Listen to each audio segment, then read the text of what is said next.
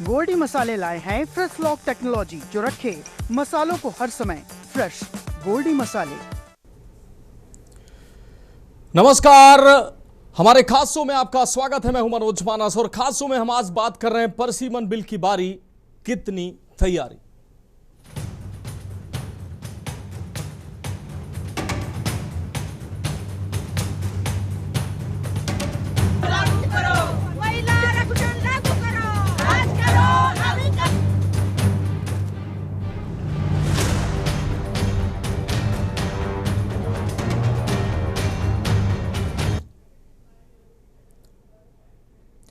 संसद के मानसून सत्र का आधा सफर लगभग पूरा हो चुका है। हंगामा, नारेबाजी और वॉकआउट के बीच सरकार अपने एजेंडे पर आगे बढ़ रही है।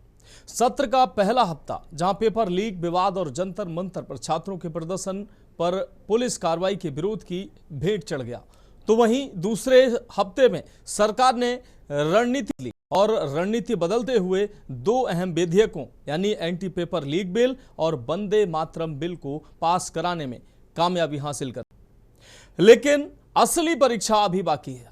सोमवार से शुरू हो रहे मानसून सत्र के आखिरी 9 दिनों पर अब पूरे देश की निगाहें टिकी हुई है। चर्चा है कि क्या सरकार इन बचे हुए दिनों में परसिमन विधेयक और महिला आरक्षण विधेयक जैसे ऐतिहासिक और रणनीतिक विधेयकों को पटल पर रखने जा रही है। अगर सरकार इन दो बड़े बिलों को सदन में लाती है तो रास्ता आसान नहीं होने वाला है। दरअसल का पेच फंसा हुआ है। इन दोनों ही विधेयकों के कानूनी और संवैधानिक प्रभाव को देखते हुए पास कराने के लिए सरकार को सामान्य बहुमत नहीं बल्कि 2/3 विशेष बहुमत की दरकार होगी। अब सवाल यही है कि क्या सत्ता पक्ष के पास सरकार में 2/3 का ये जो जादुई आंकड़ा है ये मौजूद है? क्या विपक्ष इन राष्ट्रीय महत्व के मुद्दों पर सरकार का साथ देगा या फिर पहले हफ्ते की तरह ही रणनीतिक घेराबंदी देखने को मिलेगी? बहरहाल ये मोदी सरकार का मास्टर स्ट्रोक साबित होगा या फिर आंकड़ों के फेर में फंसेगा संसद का ये अंक गणित, ये देखने वाली बात होगी। लेकिन अब सुगबुगाहट जो चल रही है 2/3 के नंबर गेम से कितनी दूर है सरकार, ये हम आपको दिखा रहे हैं। इसके आपको बता दें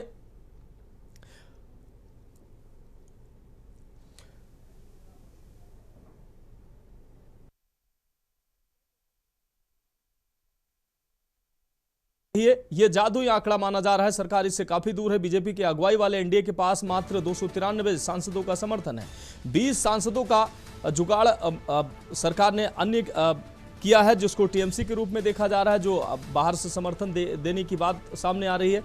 एकनाथ शिंदे की पार्टी में जो शिवसेना उद्धव गुट के जो 6 सांसद शामिल हुए हैं इनका भी समर्थन सरकार को माना जा रहा है। इसके अलावा वाईएसआरसीपी के 4 और एक निर्दलीय मिलाकर कुल 5 अन्य सांसदों का भी समर्थन है।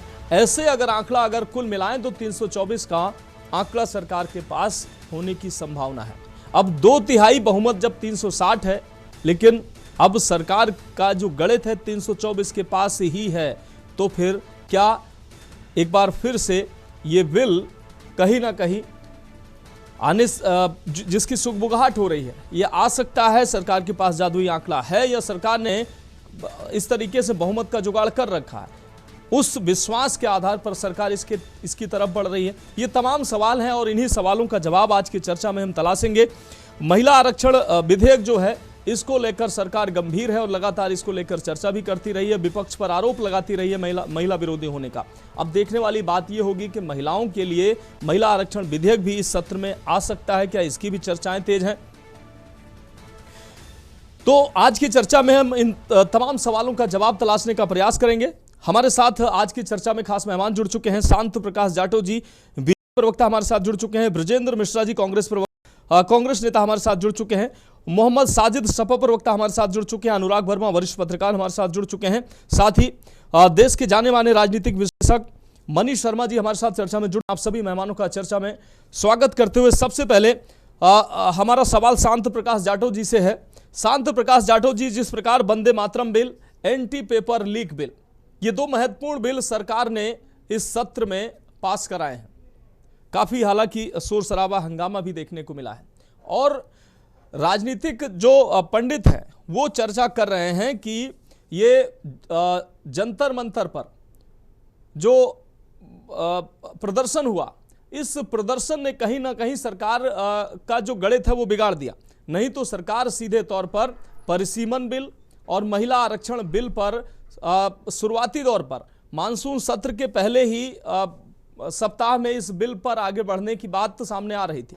लेकिन चूंकि जंतर मंतर पर प्रदर्शन, एंटी पेपर लीक बिल पर बात और कहीं ना कहीं विपक्ष का मुखर विरोध, इसलिए सरकार ने सबसे पहले एंटी पेपर लीक बिल को पास कराना मुनासिब समझा और सरकार हालांकि उसमें कामयाब हुई है। लेकिन अब जबकि ये दो बिल पास हो चुके हैं, अब जब सुगबुगाहट एक बार फिर से महिला आरक्षण बिल और परिसीमन बिल, जिसको लेकर सरकार सबसे ज्यादा गंभीर मानी जा रही है, इसकी तरफ सरकार क्या आगे बढ़ रही है? और अगर बढ़ रही है तो उसके पास क्या अब वो आंकड़े हैं जो पहले नहीं थे, जिसकी वजह से ये जो बिल था वो संसद में अटक गया था और सरकार को कह सकते हैं कि कहीं ना कहीं मुक्की खानी पड़ी थे? जाटो जी। मनोज जी, जिस तरीके से हम अभी सरकार ने 2 बिलों को पारित कराया और विपक्ष जो तमाम तरीके से उसका विरोध कर रहा था, उसके बावजूद वो बिल पास हुए जी, ये अपने आप में लोकतांत्रिक व्यवस्था का एक नमूना है। और मैं ये मान करके चलता हूँ कि परिसीमन बिल और जो महिला आरक्षण का जो विषय है, ये दोनों बहुत महत्वपूर्ण है और इनकी आज से नहीं काफी लंबा समय से जरूरत है। जिस तरीके से लोकसभा की जो सीटें हैं, जनसंख्या बढ़ने के कारण उसको बढ़ाया जाना वो बहुत ज्यादा जरूरी है। और मैं समझता हूँ कि जितने भी जनप्रतिनिधि इसमें सांसद हैं, उन्हें सबको मालूम है कि ये संख्या बढ़ेगी तो व्यवस्थाएं भी सुदृढ़ हो पाएंगी। सांसद का क्षेत्र जो है वो थोड़ा कम होगा और दूसरे सांसदों को बन करके काम करने का मौका मिलेगा और उसमें महिलाओं के लिए भी सीटें आरक्षित हो जाएंगी जी। तो वह काम जिसकी वर्षों वर्ष से जरूरत थी वो पूर्ण होगा। इसलिए मुझे नहीं लगता कि इसमें बहुत ज्यादा राजनीति होगी, क्योंकि इस बिल की तो सही मायने में सबको जरूरत है। और जो इसका विरोध करेगा उसको तो स्वतः ही जनता देखेगी कि भाई जिसका एक्चुअल में लाभ है राजनीतिक क्षेत्र में जो है, महिलाओं को उसको लाभ होने वाला है और जो सीटें बढ़ने से अन्य और लोगों को भी इसमें मौका मिलता है काम करने का। ऐसे में देखते हैं कि मुझे तो नहीं लगता कि विपक्ष को विरोध करना चाहिए, इसका स्वागत करना चाहिए और मिलकर के। नहीं, शांत प्रकाश जाटव जी, आज हम शांत प्रकाश जाटव जी, ये चर्चा आज हम इसीलिए लेकर आए हैं। अभी सरकार इस ओर बढ़ेगी या नहीं बढ़ेगी ये कंफर्म नहीं है, लेकिन सरकार कहीं ना कहीं इस ओर बढ़ने की संभावना जताई जा रही है। राजनीतिक पंडित भी चर्चा कर रहे हैं, सुगबुगाहट भी ऐसी है कि सरकार एक बार फिर से ऐसे इसकी तरफ जा सकती है और उसकी तैयारी महीनों पहले से चल रही है।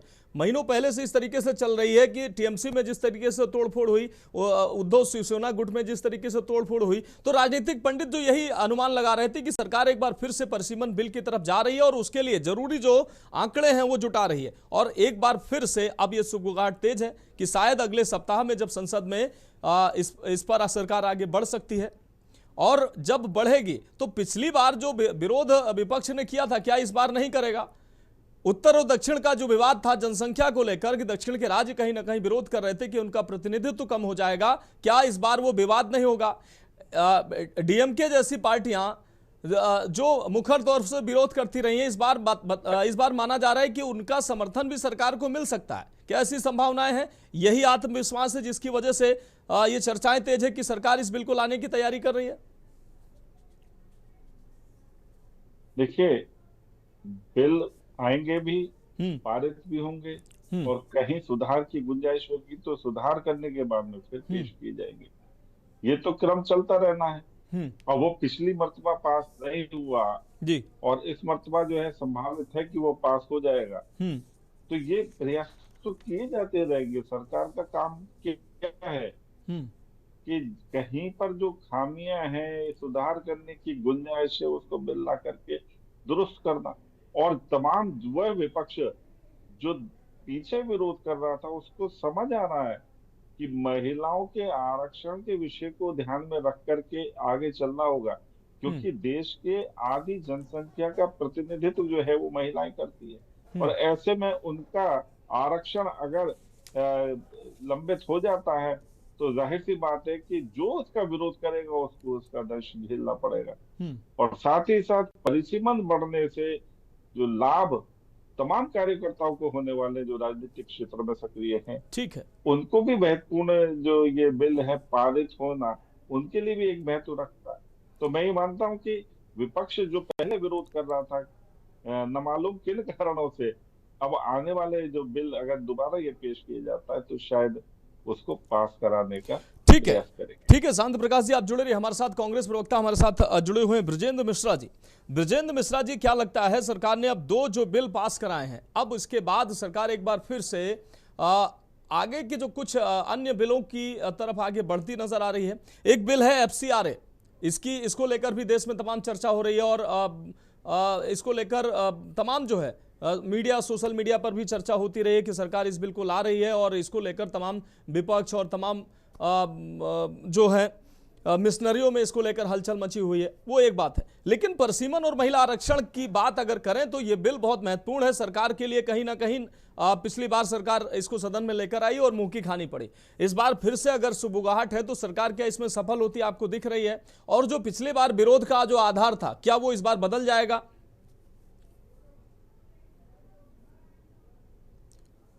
ब्रजेंद्र मिश्रा जी, फोन अनम्यूट कर लीजिए।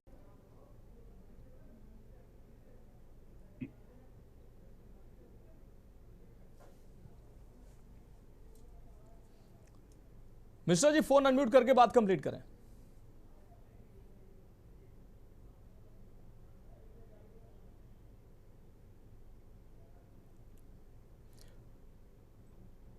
ब्रजेंद्र मिश्रा जी, आपको एक रिक्वेस्ट मिल रही होगी, आप उस पर क्लिक करेंगे तो आपकी आवाज मिल पाएगी।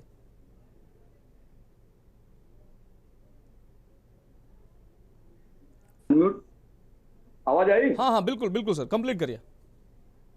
पहले तो आपको, आप सभी साथियों को मेरा नमस्कार जी। आपके चैनल के माध्यम से।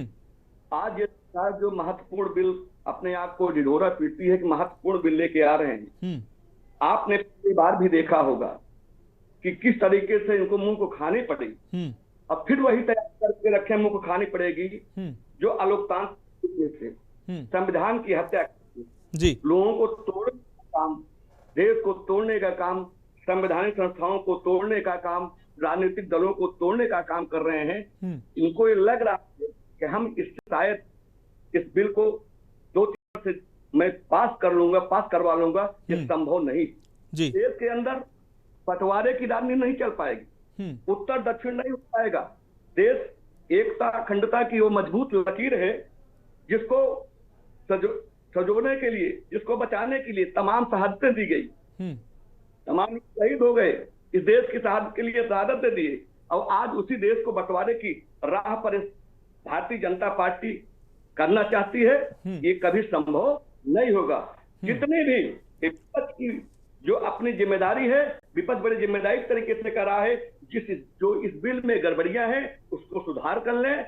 हम इसके साथ हैं, लेकिन उसको सुधार करके कभी किसी प्रकार का भेदभाव न किया जाए।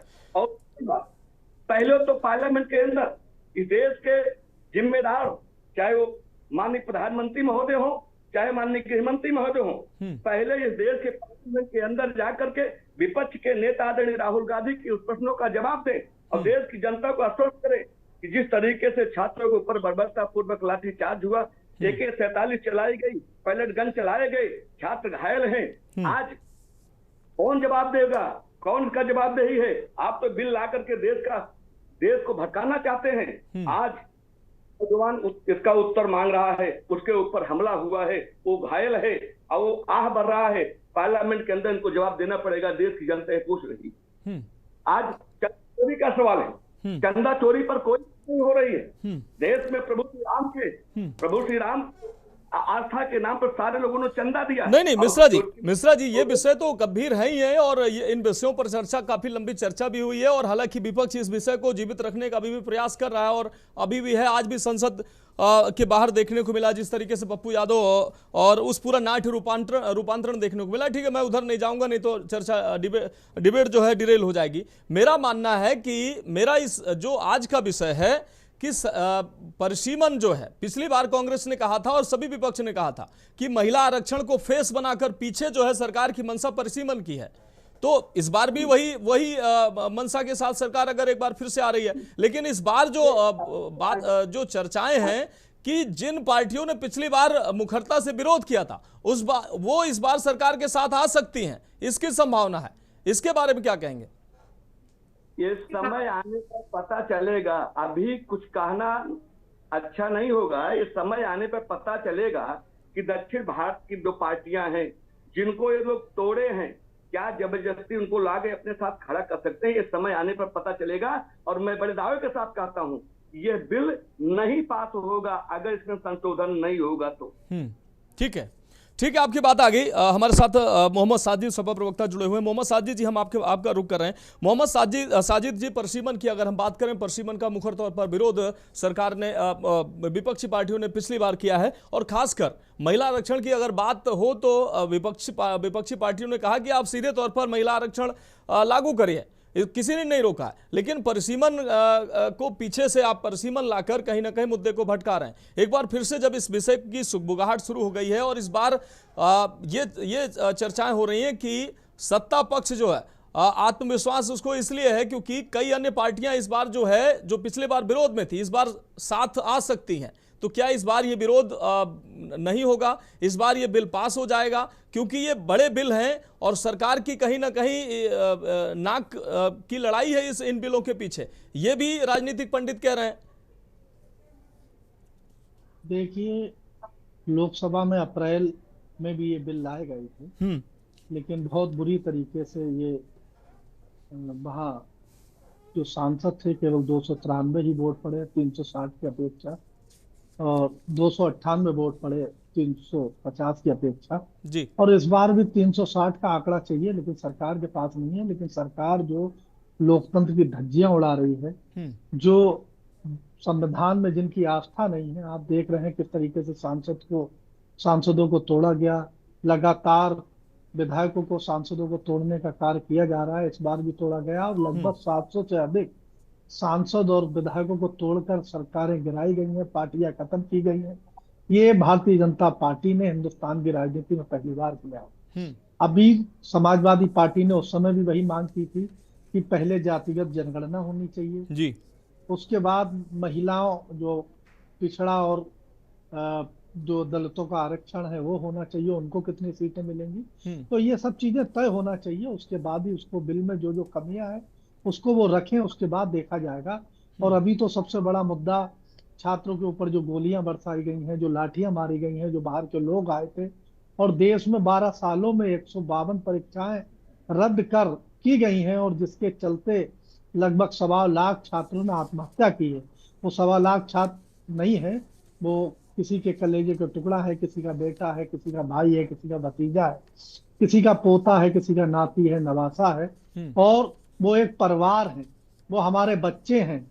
तो जो सरकार कहीं ना कहीं फेलोर है कि परीक्षाएं नहीं करा पा रही हैं, और जिसकी वजह से बच्चों को, युवाओं को पढ़ाई करने के बाद उनको रोजगार मिलना तो दूर, और बेचारे जो है वो आत्महत्याएं कर रहे हैं। ये बहुत गंभीर मुद्दा है। और जब वो अपनी मांग कर रहे हैं, पहली बार वो अपनी मांग के लिए उतरे, तो आप देखिए साजिद जी वो विषय है और लगातार उस पर चर्चा हो रही है। आज के हम विषय पर अगर हम इससे भटकेंगे तो कहीं ना कहीं चर्चा का मकसद जो है वो नहीं रहेगा।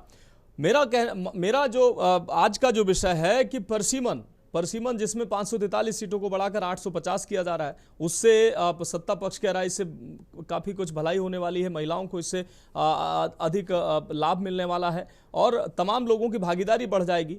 विपक्ष कह रहा है नहीं ये इससे कुछ होने वाला नहीं है, आप मुद्दे को भटका रहे हैं। तो क्या आप एक बार फिर से नए कलेवर में फिर से सरकार जो सत्ता पक्ष उसको सदन में सरकार लाएगी? तो आपका विरोध होगा, क्योंकि समाजवादी पार्टी का कहीं ना कहीं ये भी चर्चाएं की जा रही हैं। हालांकि ये छात्रों का प्रदर्शन जो बीच में आ गया सरकार के लिए, ये कहीं ना कहीं ये कहा जा रहा है कि ये नकारात्मक हो गया। नहीं तो पहले समाजवादी पार्टी का समर्थन भी सदन में मिल सकता है, ऐसी भी चर्चाएं थी इन दोनों विषयों पर, इन दोनों बिलों पर। देखिए 13 अगस्त तक सदन चल रहा है और शायद 10 कार्य दिवस हैं, और इन कार्य दिवस में अब सरकार अपना रखती है, लेकिन समाजवादी पार्टी ने और विपक्ष ने जो उसमें सुधार के लिए बात कही थी कि पहले जनगणना हो, पहले आरक्षण हो, कि महिलाओं को उसमें पीडीए के महिलाओं के लिए क्या आरक्षण होगा, उसके बाद जो जो आपत्तियां लगाई हैं उसको सुधार करने के बाद, उसमें बदलाव करने के बाद सरकार रखेगी। उसके बाद उसमें क्या है अब उसके बाद देखा जाएगा, लेकिन पहले जो आपत्तियां पुरानी लगाई गई हैं उसको तो पहले सरकार जो है वो दुरुस्त करे, उन आपत्तियों का निस्तारण करे, उसके बाद आगे देखा जाएगा। लेकिन सरकार अपनी मंशा से जिस तरीके से वो कराना चाहती है उस पर कभी भी पास नहीं होगा। इसीलिए उनका पहला बिल अप्रैल में भी ये गिरा था, और आगे भी अगर उन्होंने सुधार नहीं किया, दलित पिछड़े और जो अल्पसंख्यक है, अगर उनकी महिलाओं को उसमें आरक्षण नहीं दिया गया तो फिर ये सदन में पिछली बार की तरह नहीं, आरक्षण तो देने की बात तो कही ही जा रही है, आरक्षण का ही बिल है, लेकिन महिलाओं के आरक्षण की बात सरकार कह रही है। एक बहुत छोटे से ब्रेक का वक्त है, हमारे साथ अनुराग वर्मा जी वरिष्ठ पत्रकार जुड़े हुए हैं, मनीष जी जुड़े हुए हैं राजनीतिक विश्लेषक। ब्रेक के बाद जब वापस आएंगे तो इनसे समझेंगे एक एक जो पेज जो अब पहले अटका था, आगे क्या ये पेज आगे नहीं आएगा, और ये जो गणित है, जादुई आंकड़ा है, ये सरकार कैसे हासिल कर सकती है, और कर सकती है तो कैसे, और या अगर नहीं करती है तो सरकार को ये विश्वास कहां से आ रहा है। एक ब्रेक के लिए रुकते हैं।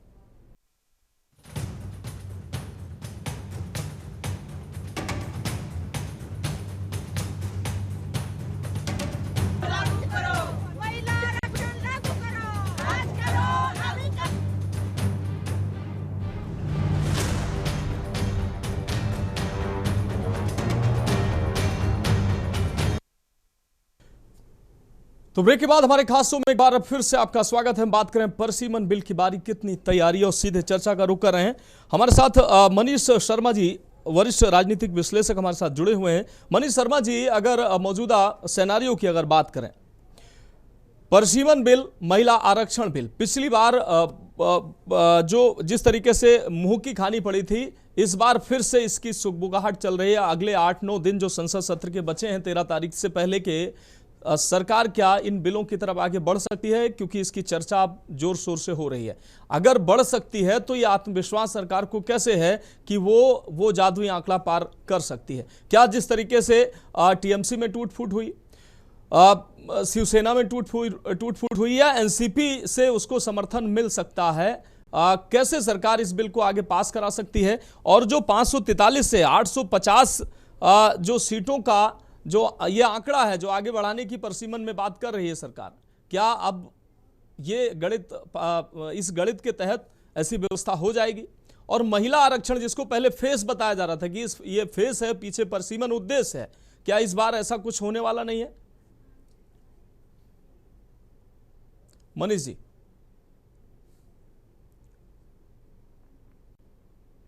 मनीष जी फोन अनम्यूट कर लीजिए। सवाल देखिए, सवाल ये नहीं कि कैसे संख्या बल कितनी है जी। मान लीजिए सवाल, मान लीजिए ये 360 होता ही तो क्या बहुमत का इस्तेमाल जो है आप तानाशाही थोपने के लिए तो कर नहीं सकते हैं जी। तो अगर कोई प्रचंड बहुमत मिला है तो इसलिए मिला है या नहीं मिला है, जितना भी मिला है तो संविधान को ठीक ढंग से लागू करने के लिए मिला है। आपको अगर ताकत मिल रही है तो आप लोकतंत्र की जगह यहाँ तानाशाही तो ला नहीं सकते हैं। सवाल तो यही है ना कि इस पे जिस तरह का ये बिल है, ये बिल बेसिकली बहुत कह लीजिए कि संवेदनशील बिल है। ये ऑलरेडी दक्षिण भारत के राज्यों में ऑलरेडी इसको लेकर के तनाव है, हिंदी बेल्ट को लेकर के जी। ऑलरेडी वहां ये फिनोमिना है कि आमतौर पे दिल्ली की गद्दी पर हिंदी बेल्ट का ही खास करके यूपी बिहार का खास करके कंट्रोल रहता है। ये आमतौर पे मुहावरे में भी लोग बोलते रहते हैं कि दिल्ली की गद्दी उत्तर प्रदेश से होके जाती है, मुहावरे में बोलते रहते हैं, जो बहुत हल्के ढंग से ये बात करते रहते हैं जी। ऑलरेडी पहले से संसद में दक्षिण भारत की जो शक्ति है ऑलरेडी बहुत कम है वहां पे जी। तो अब एक नया बिल ला रहे हैं तो एक वहां एक अनावश्यक किस्म का आप डर पैदा कर रहे हैं। क्या आप हिंदी भारत और हिंदी बेल्ट और दक्षिण बेल्ट के बीच का जो तनाव एक दौर में था भाषा को लेकर के और तमाम चीजों को लेकर के, क्या उस तनाव की पुनर्वापसी चाहती है बीजेपी? सवाल तो यहाँ है ना जी। इस बिल पे दक्षिण भारत में और उत्तर भारत में खास करके व्यापक बहस की जरूरत है इस पे। तो ये ऐसा बिल है नहीं कि आप तुरंत लेकर के आ जाइए जी। और एक और बात सवाल उठ रहा है कि क्या जरूरत है बढ़ाने की संख्या?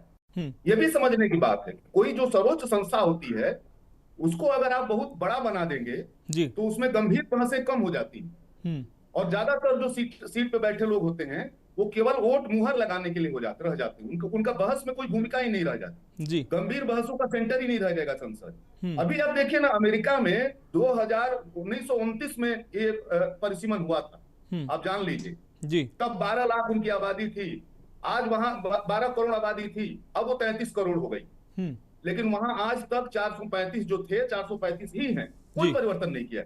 आप विधानसभा बढ़ा लेते, विधानसभा में सीटें बढ़ा लेते, आप लोकल बॉडी का सीटें बढ़ा लेते, आप बहुत अगर सारा चीज को वो करना चाहते हैं तो। लेकिन जो देश की संस्था है, सर्वोच्च संस्था, वहां बहुत कुछ बुनियादी कुछ गंभीर प्रश्नों पे, नीतिगत प्रश्नों पे वहां डिबेट होती है। वहां अगर आप बहुत ही अम्ब्रेला बना लेंगे, लेकिन मेरा ये मानना है कि ये मामला ये है कि जो कम्युनल पॉलिटिक्स है वो लगभग संकट में पड़ गई है, हिंदुत्व की राजनीति संकट में पड़ गई, वो अपील नहीं कर रही। और खास करके राष्ट्रवाद का जो सवाल है उसको ट्रंप साहब ने बहुत संकट में डाल दिया है जी। और उत्तर भारत में अब जेनजी आंदोलन के बाद हिंदू मुस्लिम विभाजन करना बहुत मुश्किल हो गया है। चढ़ावा चोरी के बाद जो है इनका धर्म वाला भी हवा जो है निकल गया है, इसमें भी स्पेस नहीं रह गया है। तो इनको नया कोई विभाजन की राजनीति चाहिए। पॉलिटिक्स इनको बिना विभाजन किए, बिना बांटे जो है पॉलिटिक्स आगे बढ़ती ही नहीं। तो अगर हिंदू मुस्लिम राजनीति नहीं चलेगी, जैसे अभी यूपी में जौहर यूनिवर्सिटी है, उसको बुलडोज करने की कोशिश हुई, लेकिन उसको जेनजी आंदोलन के बाद वो मुस्लिम प्रश्न नहीं बन पाया, वो शिक्षा का प्रश्न बन गया, यूनिवर्सिटी का प्रश्न बन गया और सरकार को उसको बैकफुट पे जाना पड़ा। उन्होंने कोशिश थी कि ये जेनजी आंदोलन वाला मुद्दा डाइवर्ट हो जाए, वो जो है मंदिर चढ़ावा चोरी वाला मुद्दा डाइवर्ट हो जाए, कहीं कोई मुद्दा डाइवर्ट नहीं हो रहा। रोजगार का सवाल, शिक्षा का सवाल और मंदिर का सवाल, ये सारे सवाल कह लीजिए कि उनके इस समय बीजेपी को वो भारी संकट में डाले हुए, उससे वो निकलना चाहते हैं सर। बहस को वो ये भी जानते हैं कि इस बिल को पास नहीं करा पाएंगे, लेकिन डिबेट को बदलना चाहते हैं, डिबेट को हिंदी बेल्ट बनाम दक्षिण बेल्ट वो बनाना चाहते हैं, डिवीजन को भी इस रूप में वो देखना चाहते हैं। हमको लगता है खतरनाक खेल बीजेपी कर रही है अपने नितांत निहित राजनीतिक स्वार्थ के लिए, जो देश के लिए खतरनाक होता जा रहा है जी। ठीक है सर, जुड़े रहिए आप हमारे साथ। अनुराग वर्मा जी वरिष्ठ पत्रकार हमारे साथ जुड़े हुए हैं। अनुराग वर्मा जी, पिछली बार जब ये बिल संसद में आया उसके बाद पास नहीं हुआ और उसके बाद से बदला अगर क्या है, तो उस पर अगर हम जाएं तो राजनीतिक गणित जो है वो बदला है, सीटों का गणित बदला है। पिछली बार डीएमके जो थी वो सत्ता में थी और वो कहीं ना कहीं मुखर तौर से इसका विरोध कर रही थी। उसके बाद कांग्रेस का विजय की पार्टी को समर्थन देना, वहां से कहीं ना कहीं स्पेस मिलता जो दिखाई दिया। चर्चाएं ये हुई कि डीएमके जो है भाजपा के साथ आ सकती है, इस बिल पे समर्थन दे सकती है। टीएमसी में कहीं ना कहीं टीएमसी सत्ता से बाहर हुई और उसमें बिखराव हुआ, उद्धव की पार्टी में बिखराव हुआ, जिसके बाद से ये गणित लगाया जाने लगा कि ये सब इन बिलों को पास कराने के लिए ये जोड़ तोड़ की राजनीति की जा रही है। ये तो राजनीतिक गणित हो गया। दूसरी तरफ सरकार के सामने कुछ महत्वपूर्ण चुनौतियां आई। जो पहले विश्वास था वो कहीं ना कहीं आत्मविश्वास वो डिगता नजर आया।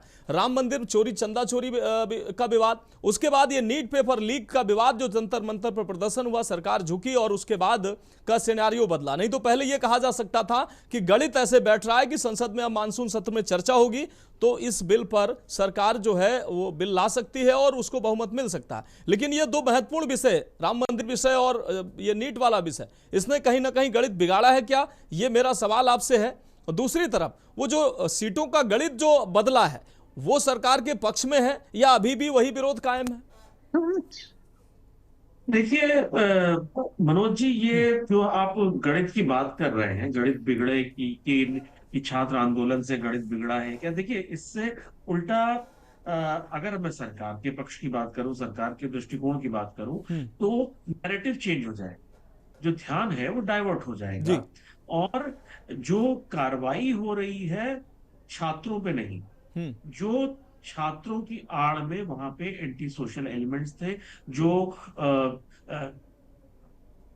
वो लोग थे जो वहां पे छात्र आंदोलन की आड़ में शहर को डिस्टेबलाइज करने आए थे, जो उनपे कार्रवाइयां होंगी उस पे जो है उससे ध्यान डाइवर्ट होगा।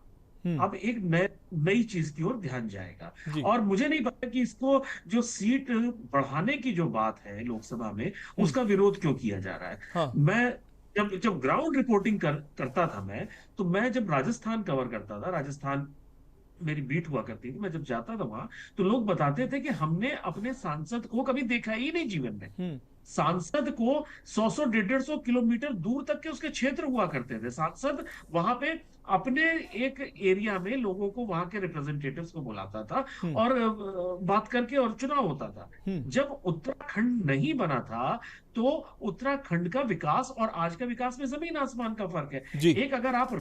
एक आप अगर राजनीति हटा दें तो छोटा जो क्षेत्र होता है उसका, उसमें अनुशासन, उसमें काम कर पाना, सब चीजें विकास कर पाना आसान होता है। उसे आप ऐसा समझ लीजिए कि अगर आपका घर बहुत बड़ा है तो उसको मेंटेन करने में ज्यादा मुसीबत होगी, अगर घर छोटा है तो उसको मेंटेन करने में चीजें ज्यादा आसान हो जाएंगी जी।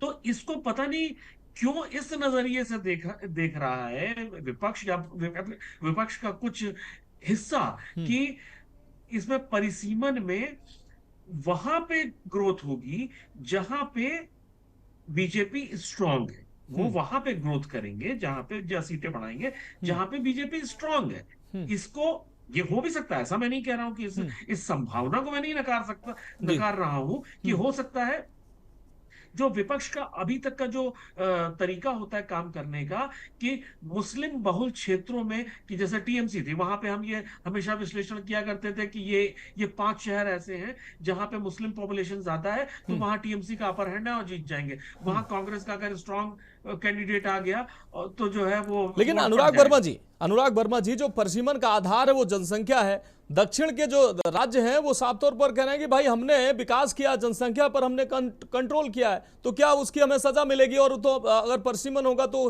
प्रतिनिधित्व हमारा घटेगा, सीटें हमारी घटेंगी, ये विरोध है।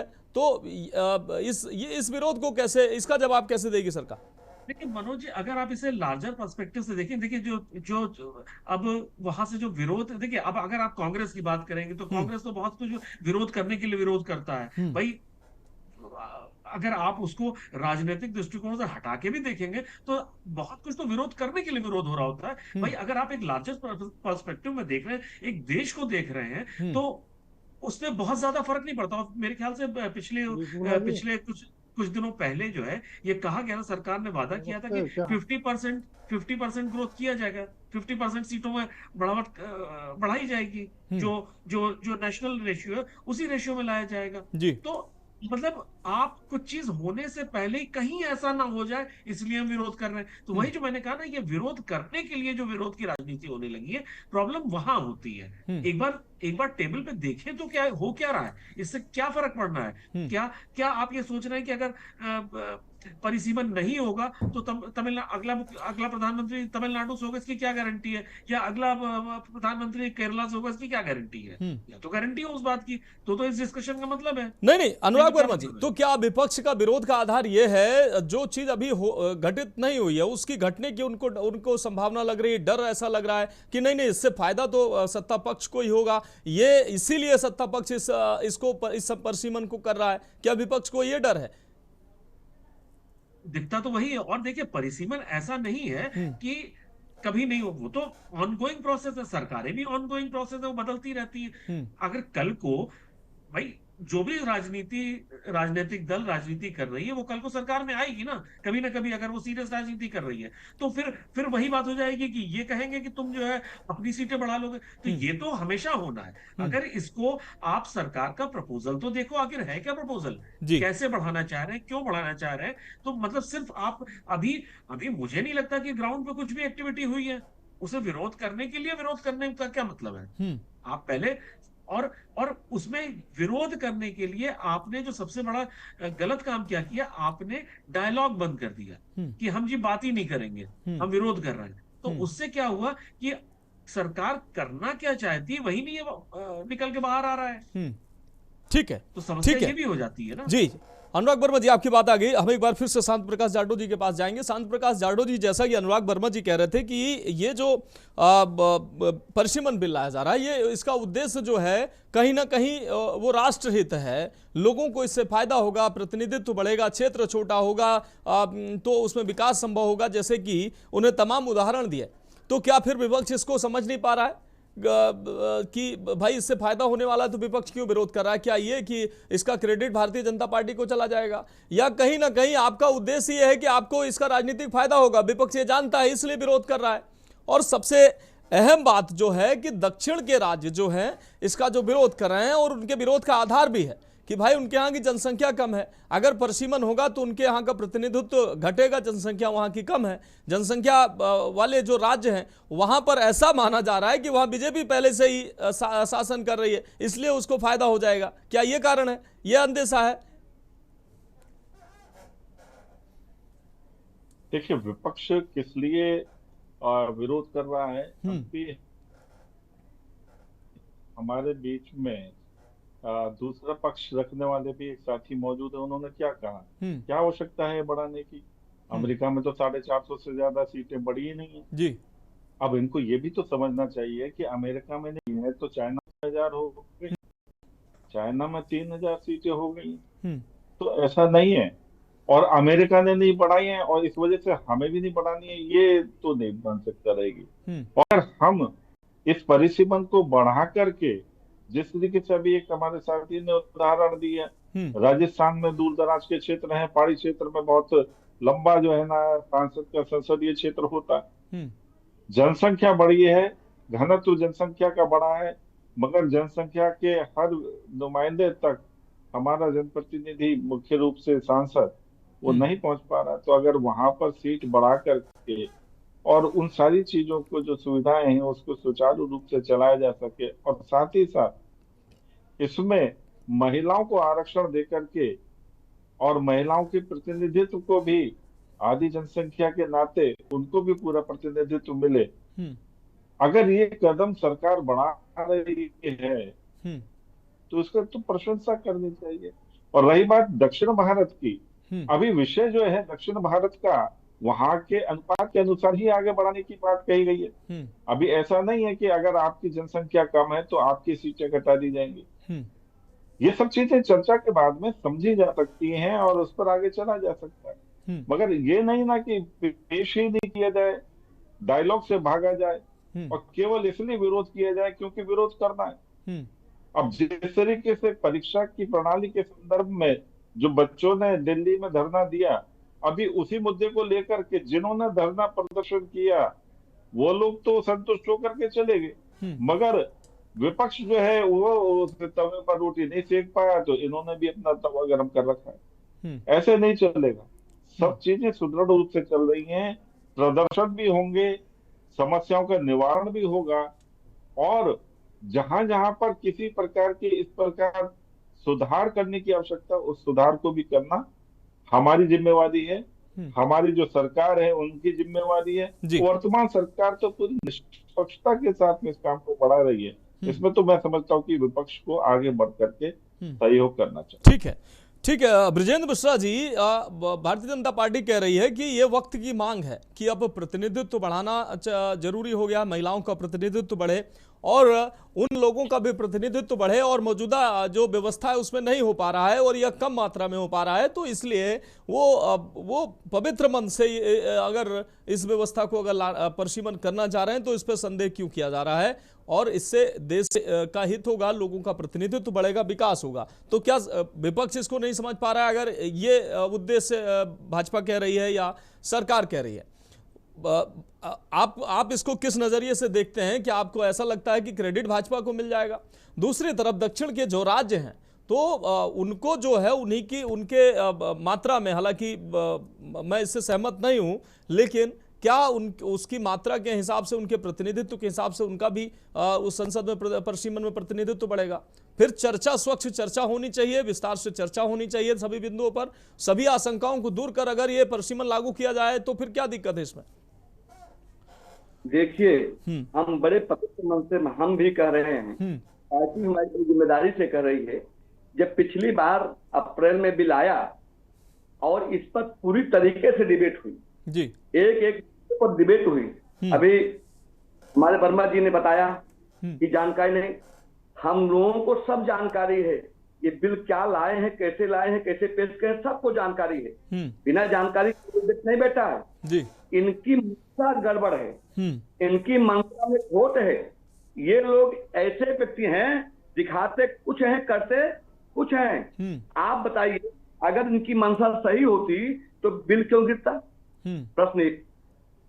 आज क्या उस बिल में क्या कोई सुधार किया गया? क्या किसी सुधार को लेके आए? नहीं नहीं, हम जो जो विपक्ष ने सुझाव दिए थे, जो जो अपनी बातें रखी थी, हम उसको मैं सुधार करके बिल पेश कर रहा हूं। क्या सरकार ने इस बात की कोई तैयारी कर रखी है? कोई बात कही विपक्षी ऐसा कुछ नहीं है। वही बिल ये केवल लोगों को तोड़ करके, पार्टियों को तोड़ करके, अपने साथ मिला करके और उसको जबरन कराना चाहते हैं कि हम बहुमत से हम अपनी क्रेडिट लेना चाहते हैं, जबकि ये लोग महिला लोग हैं। ये महिलाओं के कभी भी अधिकार नहीं रहे हैं देश के अंदर। ये जहां जहां इनके दल हैं, अरे अपने दलों में लागू करिए 33% आरक्षण। कांग्रेस पार्टी नहीं मिश्रा जी, अगर परसीमन होगा तो महिलाओं की भी तो भागीदारी बढ़ेगी, हर वर्ग की भागीदारी बढ़ेगी, सीटें बढ़ेंगी उसी हिसाब से, उसी अनुपात में। हमने महिलाओं को भागीदारी दी है, महिलाओं को आगे किया है, और सबसे पहले महिला की हित की बात हमने किया। और ये बताइए, इनकी सरकार है 22 राज्यों में, बताइए कहां पे महिलाओं को आरक्षण दिए है? कहां पे महिलाओं को आगे, किस राज्य में 33% टिकट देकर के महिलाओं को लड़ाया गया है? तो ये है ना, हम इसलिए नहीं, हम केवल विरोध हमारा ये है कि ये उत्तर भारत और दक्षिण भारत की जो खाई पहले पढ़कर भाषाओं की जो लड़ाई थी, वो सब मिल करके भारत का निर्माण करने में अपना समय दिया है, तो भारत को मजबूती से किया है।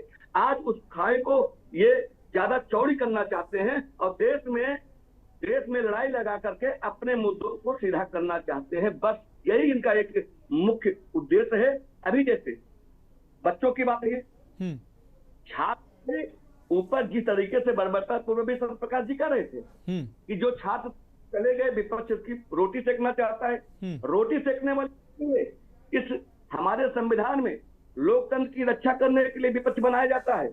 आज लोकतंत्र हो रही है, जिन नौजवानों को ऊपर गोलियां चली हैं, जो AK-47 से मारे गए हैं, जो पैलेट गन से मारे गए हैं, जिनके हाथ पैर तोड़ दिए गए हैं, अगर हम कौन मारा गया है? कौन आएगा? अरे कौन मारा गया?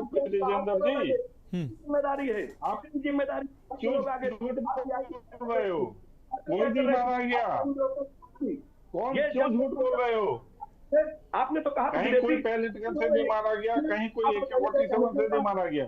देखिए, जब MHA समय बर्बाद कर रहे हो आप देश का और देश की जनता का। आप ऐसी सी बात करते हैं। आप लोग एकदम गोदी मीडिया से संपर्क में मत रहिए, जो वो कहे वो बात मत सुनिए।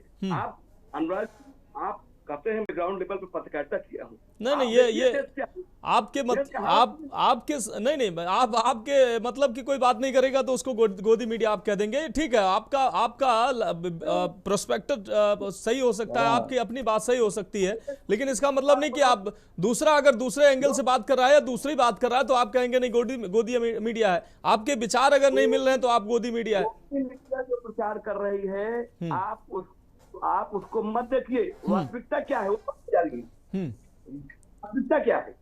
वास्तविकता ये जो आम आदमी की आवाज है वो बात मैं रख रहा हूँ, वो बात मैं कर रहा हूँ। हम देश के अंदर नहीं चाहते हैं कि देश के अंदर किस प्रकार का तनाव रहे। ये तो तनाव राजनीति करने वाले लोग हैं, ये तनाव करके भाई को लड़ाने वाले लोग हैं। आज बात करेंगे, देश के हित की बात कर रहे हैं, देश के परसीमन बिल ला रहे हैं, हम महिलाओं के हित की बात कर रहे हैं। हम सीट आप बात करते हैं, दक्षिण भारत में सीटें क्यों कम हो रही है? क्यों उत्तर भारत में जाती?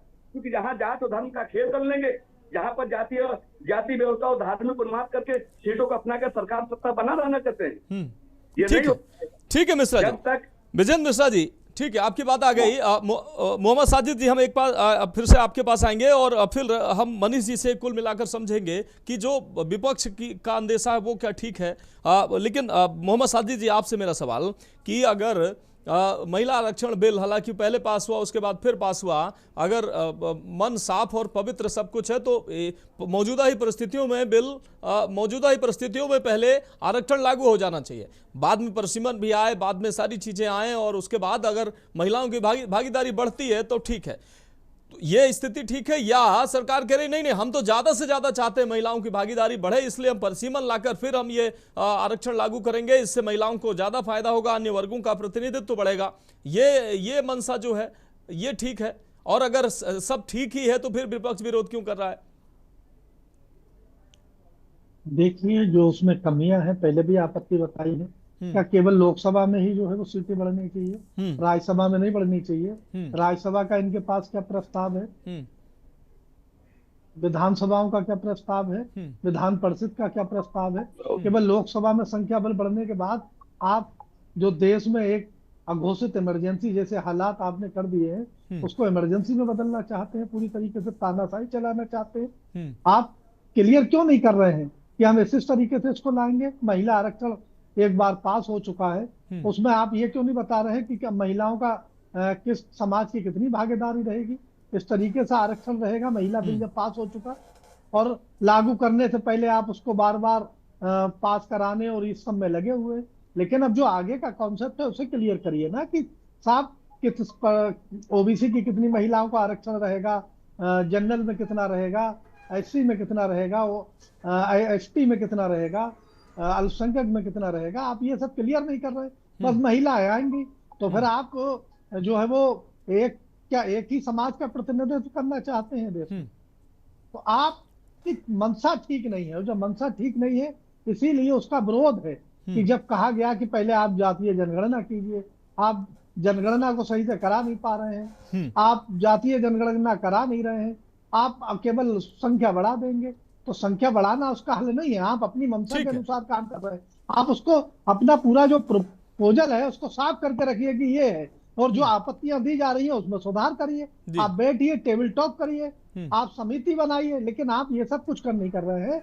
जो केवल जनता के मुद्दे हैं, जो बड़े मुद्दे हैं, जैसे चंदा चोरी कांड कि कहाँ गया, उसमें करोड़ों रुपए का उनके लोग बैठे थे जिम्मेदार, उन्होंने एक जगह कब्जा कर लिया। आपकी बात है, 1.25 लाख से अधिक छात्रों ने आत्महत्या कर ली। हिंदुस्तान में दुनिया का सबसे ज्यादा किसान आत्महत्या वाला देश बन चुका है। आप डॉलर में लगातार पिछड़ते जा रहे हैं, अर्थव्यवस्था नहीं, ये विषय से अलग चीजें हैं। हालांकि ये महत्वपूर्ण बातें हैं, लेकिन विषय से अलग है। ये महत्वपूर्ण बातें हैं लेकिन विषय से अलग है। मनीष जी हम आपके पास आ रहे हैं। मनीष जी, दो महत्वपूर्ण सवाल मेरे आपसे। पहला सवाल ये कि जिस तरीके से ये बिल आ रहा है, ये बिल अगर सदन में आ रहा है तो पहले जो आशंकाएं थी, विपक्ष को जो आशंकाएं थी और चर्चा में जो खामियां नजर आई, क्या उन खामियों को दरकिनार करके और जो उन खामियों को ठीक करके अब बिल सदन में भारतीय जनता पार्टी की मौजूदा सरकार लाएगी, ताकि विरोध जो है और खामियां जो लोग उठा रहे थे वो नहीं उठाएं? दूसरी महत्वपूर्ण बात, अब वो गणित क्या भारतीय जनता पार्टी की जो मौजूदा सरकार है वो हासिल करने जा रही है, जो दो चार पांच इधर उधर से जो समीकरण बन रहे हैं, चाहे टीएमसी का हो, चाहे उद्धव यूबीटी का हो, और सबसे बड़ा सवाल जो मौजूदा समय में सबसे विरोधी पार्टी स्टालिन की पार्टी थी, उसकी चर्चा हो रही है कि वो चर्चा इस बिल पर सदन में भारतीय जनता पार्टी का या सरकार का साथ दे सकती है। क्या ये समीकरण बनता आपको नजर आ रहा है? यही कॉन्फिडेंस का आधार है सरकार का? नहीं, देखिए, इसमें कोई कॉन्फिडेंस नहीं है। मैं एकदम ये तय है कि बिल गिर जाएगा, इसमें कोई किंतु परंतु नहीं। ये डाइवर्जन की पॉलिटिक्स है। देखिए, बहुत भोलेपन से इस सरकार के केवल कोई बिल लेके आ रहा है तो बहुत भोलेपन से देखने पर और सरकार की जो राजनीतिक मंशा है उसको अगर हटा के देखेंगे तो आपको लगेगा कि क्यों विरोध हो रहा है, क्यों विरोध? उसकी पॉलिटिकल मंशा को समझिए। उसका वो जब किसानों के लिए बिल लाते हैं तो उनकी पॉलिटिकल मंशा को समझिए। वो जब एनआरसी लाते हैं तो उनकी पॉलिटिकल मंशा को समझिए। वो 13 पॉइंट रोस्टर लाते हैं तो उसके पीछे की पॉलिटिकल मंशा को समझिए। वो जो पेपर लीक में मंत्री को नहीं हटाते हैं तो उसके पीछे की मंशा को समझिए। आप केवल बिल देखेंगे, इस सरकार का हिस्ट्री नहीं देखेंगे। आपको तो ये समझना पड़ेगा कि ये सरकार जो है जब भी लाई है कोई चीज तो जबरी लागू करने की कोशिश की। आप एक हमको बता दीजिए दक्षिण भारत की एक भी पार्टी तैयार है क्या परिसीमन इस बिल पे? छोड़ दीजिए और पार्टियों, कांग्रेस को, सपा को और सारा छोड़ दीजिए। दक्षिण भारत की एक सिंगल पॉलिटिकल पार्टी हमको बता दी जिसने अभी हाँ कही हो, एक भी नहीं तैयार है। आप क्या चाहते हैं? इतना बड़ा डिवीजन करना चाहते हैं दक्षिण भारत और उत्तर भारत में? आप कोई डिटेल अभी दे दीजिए ना। अगर आपके पास ऐसा कोई बिल है, ले आना चाहते हैं, तो आप अचानक क्यों ला रहे हैं भाई?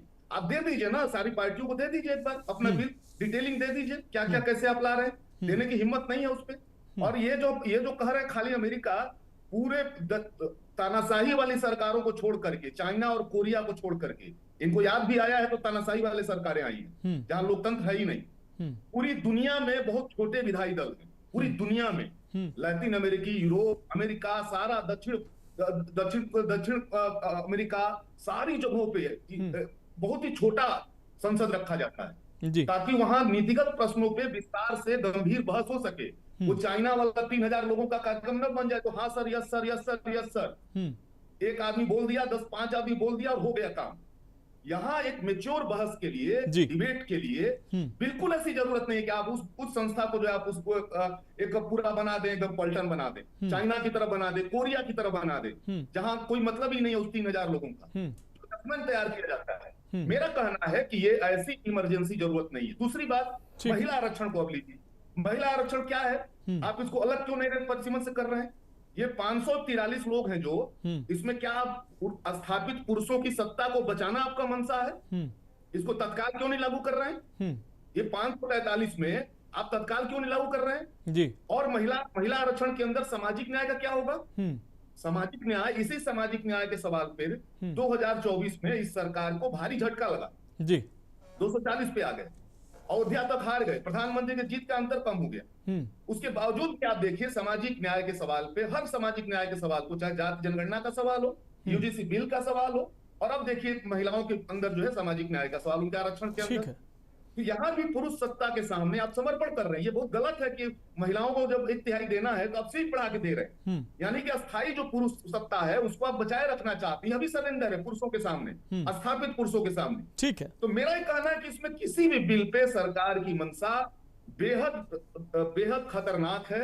उसको ज्यादा पकड़ने की जरूरत है। केवल बिल पे बात करने से नहीं होगा। ठीक है, और अगर अभी भी हमको लग रहा है कि कोई बड़ा संशोधन लेके आ रहे हैं तो बिल की कॉपियां दे दे पहले ना पूरे भारत। ठीक है मनीष जी, मनीष जी अपना राय दे। ठीक है मनीष जी, हम आपको रोकेंगे। मनीष जी, अनुराग वर्मा जी की 20 सेकंड की हम टिप्पणी चाह रहे हैं। अनुराग वर्मा जी, क्या जो प्रकृति है अमित शाह और नरेंद्र मोदी की, प्रधानमंत्री नरेंद्र मोदी की जो प्रकृति है उनको जितना लोग जानते हैं, तो क्या अगर ये बिल पे आगे बढ़ रहे हैं तो एक ही प्रकार की गलती क्या दोबारा वो कर सकते हैं, या उनके पास वास्तव में ये विश्वास अगर है तो विश्वास का आधार है ये बिल लाने का और वो पास करा पाएंगे? अनम्यूट कर लीजिए फोन वर्मा जी। देखिए, इसमें एक चीज मैं मनोज जी बड़ा स्पष्ट रहता हूं कि एक महिला आरक्षण के अलावा मुझे नहीं लगता सरकार को किसी बिल पे पास कराने में दिक्कत हुई है जी। और सरकार अगर, कम से कम ये सरकार तो मैंने देखी है कि जो अगर करना चाहती है तो कहीं ना कहीं कर लेती है जी। जो एक हम लोगों ने हमेशा चर्चा करी कि पिछले बार शायद बीजेपी खुद नहीं कराना चाहती थी कि बिल पास हो, तो इस वजह से नहीं हुआ। तो मुझे ऐसा, अच्छा, और अगर आप प्रवृत्ति कहिएगा या उनकी मंशा कहिएगा तो देखिए, मानिए ना मानिए, आप खुशी से मानिए या नाराज होकर मानिए, प्रधानमंत्री आपकी इच्छा से या आपकी पसंद से बदल नहीं जाएंगे, गृह मंत्री आपकी इच्छा से बदल नहीं जाएंगे। वो तो अगर लोकतंत्र है और जनता ने चुन के भेजा है तो वो जब तक का उनका कार्यकाल है वो रहेंगे और आपको एक्सेप्ट करना पड़ेगा। तो मुझे इस बार नहीं लगता कि बिल को पास कराने में कोई बहुत ज्यादा दिक्कत होनी चाहिए, क्योंकि विपक्ष जो है वो जो इंडिया अलायंस का जो एक कॉन्सेप्ट था कि भले ही वो एक शेल कंपनी की तरह थी कि बस उसका चुनाव के टाइम पे बात होती थी, बाकी उसकी कोई चर्चा नहीं होती थी, वो इंडिया अलायंस में भी बहुत सारी दरारें पड़ चुकी हैं जो देखने में आ रही है। तो मुझे नहीं लगता विपक्ष भी इस मामले में बहुत ज्यादा यूनाइटेड। मैं शायद उन्हीं दरारों की बात कर रहा था, लेकिन अब वो दरारें जो है वो खाई में बदलेंगी या वो पाट दी जाएंगी दरारें, ये देखने वाला वो समय आगे तय करेगा।